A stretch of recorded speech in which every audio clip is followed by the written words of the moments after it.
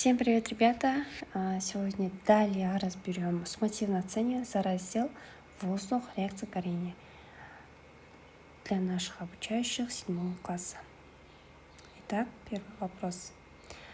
Воздух – это природная смесь газообразных веществ. Подпишите сюда диаграммы, указав качественный и количественный состав атмосферного воздуха, вещества и их процентное содержание. Вам даны диаграмма.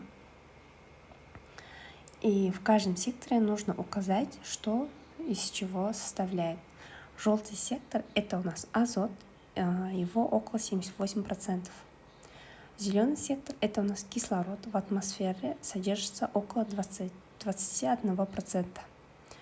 Остальное – это у нас углекислый газ, благородные газы, пары воды и так далее. Это у нас составляет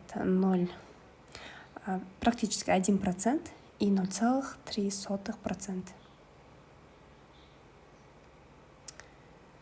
Дальше, в результате сжигания топлива и деятельности промышленных предприятий в атмосферу попадают оксиды серы, углерода, азота.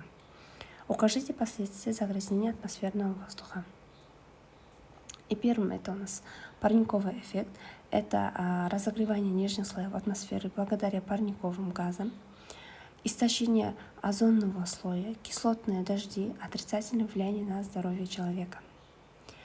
Б. Предложите способ сохранения атмосферного воздуха от загрязнения. Это у нас очистка воздуха от пыли, аэрозолей и газов, разработка и внедрение чистых фильтров на предприятиях, использование экологически безопасных источников энергии, безотходной технологии производства,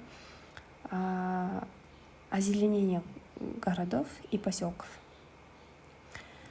Первая химическая реакция, с которой познакомился каждый человек, была реакция горения.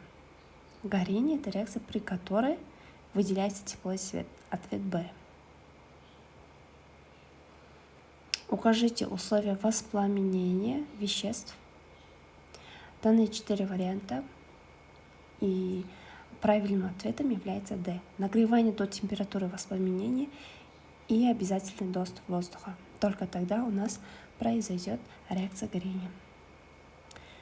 Запишите словесное уравнение реакции горения парафина. Заранее подготовили. Запишите точно так же. Парафин плюс кислород. Пишем прямо словами, потому что нам говорят словесное уравнение. Равно углекислый газ и вода. В любом реакции горения у нас образуется СО2 и вода.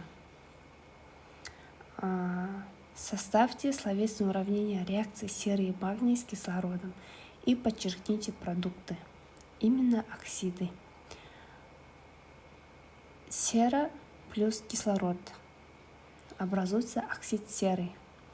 Магний плюс кислород образуется оксид магния. Вот такой у нас не совсем тяжелый. Это про воздуха, про его про реакции горения.